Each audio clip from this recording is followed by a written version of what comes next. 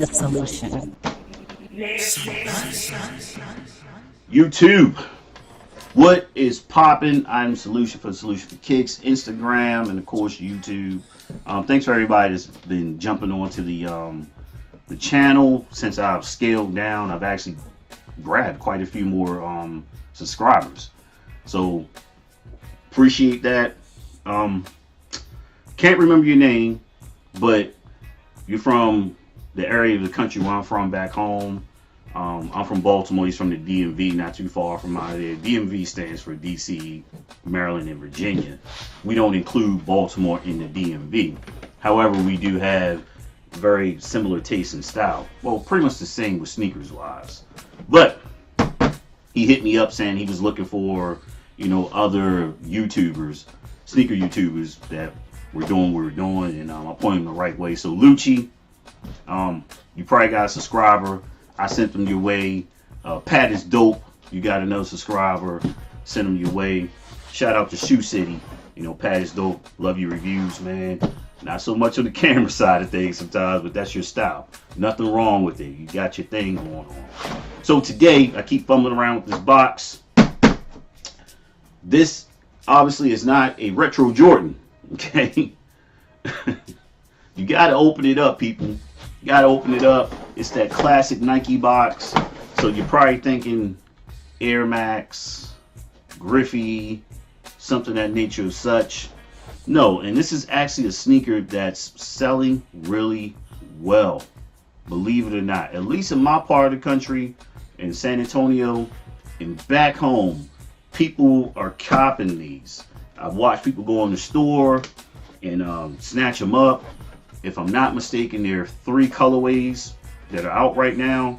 This is one of the more unique ones because I said, the other ones are going to look kind of plain. I think there's a 4th colorway dropping in about 2 weeks, if I'm not mistaken. So let's get into it. So what we have here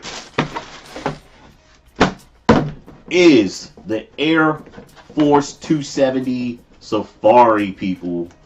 No, I have not worn these. I've placed my foot in them. That's why they're unlaced. And this is a very unique sneaker. It's dope. The colorway. Y'all know look, there's a couple of elements in the sneaker game that I'm always going to be a fan of. And this right here, this cement, safari print, whatever you want to call it, I'm always going to be a fan of it. This very high intensity orange, infrared, I'm going to be into it. It looks great when it's on, black sneakers when it's combined with that. If you saw one of my very, very earlier videos, I did a review on my Griffey collection. And one of the OG versions of the Griffeys are the Safari infrareds. So when I saw this shoe drop and hit the shelves, I wasn't paying attention, looking on the Nike app, anything like that. I just walked into the store, what people normally do. They go into stores and not scroll online, the way we used to do it back in the day. I want to talk about that too. But I saw it, I was like, man, these are dope. What's going on with these? And I slept on it. I checked it out. I said I liked them, and I left them alone. I wound up coming back the following week, and I said, you know something? These are selling. I better cop them, or I'm going to miss out. And guess what? They're selling out in places. Nobody's really talking about it because it's not a hype beat shoe. But if you're talking about comfort, oh boy, these are comfortable. This huge air bubble right here, you feel this. Also in the forefront. Now, it says Air Force. Is Nike rebooting an Air Force One? No, but because of the chassis, if you will, they're kind of giving the image of the Air Force One, the name and stuff like that, a reboot, if you will. So what better, what's the most recognizable name, one of the most recognizable name in true Nike, we're not talking about Jordan brand, is the Air Force One. And they slapped that on here. They could have called it something else. But you see clearly there's no visual ties to the Air Force One collection. They call it the Air Force.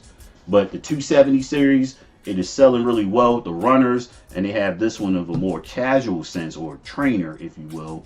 If you have the 94 trainers, think of this as a high-tech reboot of those. I have a pair of 94 trainers in green, white, and black. Need to do. Did I do a review on those? I got them from Marshalls. Can't remember. I don't think I did. I do. I vaulted the video. I need to drop that. But it's got some cool hints in here. Like, I just noticed it's a little small swoosh in there. Look in there. All right. Right there. There's a small swoosh in there. Just caught that. You know, even on the other side, it has the same thing. One thing that really pops is this quick release buckle right here. I don't advise you to wear it like that. It's going to get under your shoe and flop around. But it's pretty dope, man, how they came up with that. You know, quick grab. Actually locks your foot down a little bit more. But once again, the key feature is that massive air bubble in the heel. And you feel this. Now, I said all great things about the sneaker. Let's do with the con. You know, I keep it real. I give you an unbiased review most of the time, because some shoes I just love. I can't say too many bad things about it. But to give you an unbiased review about the sneaker, comfort. Comfort is number one with these. They look great. Styling wise, it's a very unique sneaker.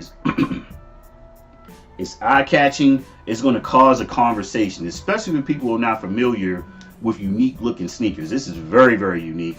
It's got this neon orange. It's got the cement safari print right there. It's got this cool buckle. It's got the pull tabs on the tongue and the heel, and the massive air, you know, raised embossed in the back right there, and this white sole that makes it jump even more. Now, for the cons, I had to go up to a size 10 because this toe box right here, it sits really low, and you can see my toe right there in a 9.5. So I went up to a 10 just for added comfort and look and everything like that. And other than that, you know, well, the leather on the toe box, right? It's not the best leather. The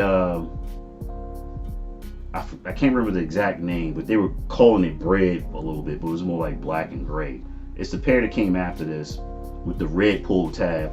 The leather on there is really, really good. Then there's a gray pair with suede. I got a video with that where I did a review on those in the store.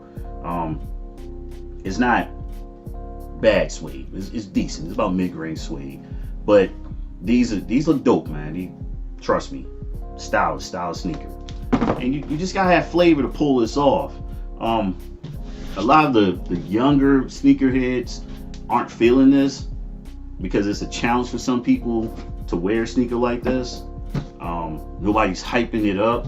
This is purely a sneaker that's selling off visual presence in the store. In the store. This is not, well, you know, I couldn't get the 270 Air Max, so I got these. No. People are trying these on. I'm like, man, these look crazy with my outfit, and they're buying them. So the price point is $160. Of course, you know, I don't pay that. You know, it's like $130. Let's see. How much did I actually pay for these? I put the receipt back.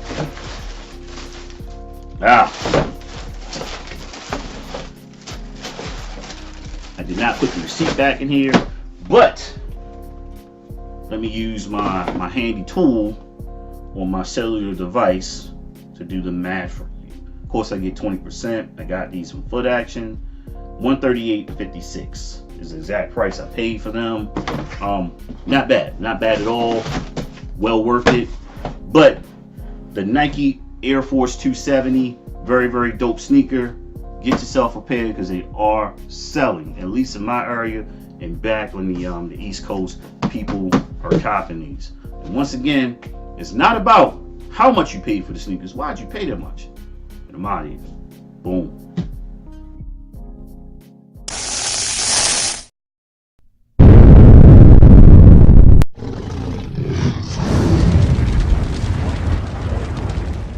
The solution.